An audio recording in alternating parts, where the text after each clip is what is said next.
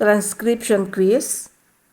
Dear James, I received your letter in the mail today.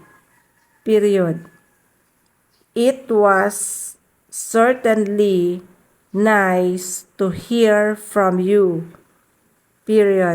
I am glad to know that you and your family had a pleasant trip to your new home in Oregon.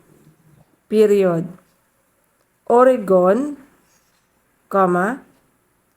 which has some of the most beautiful mountains in the world, has been one of my favorite states for long time.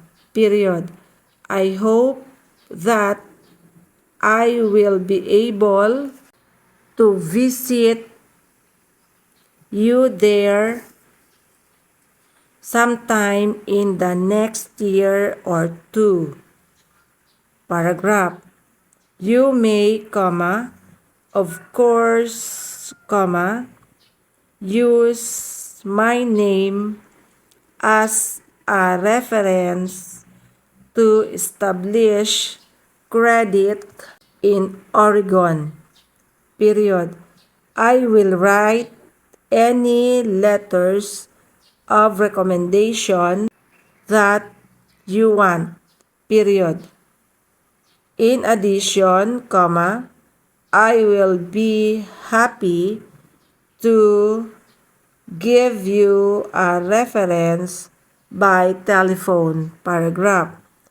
Please write often and let me know how you and your family are enjoying your new home.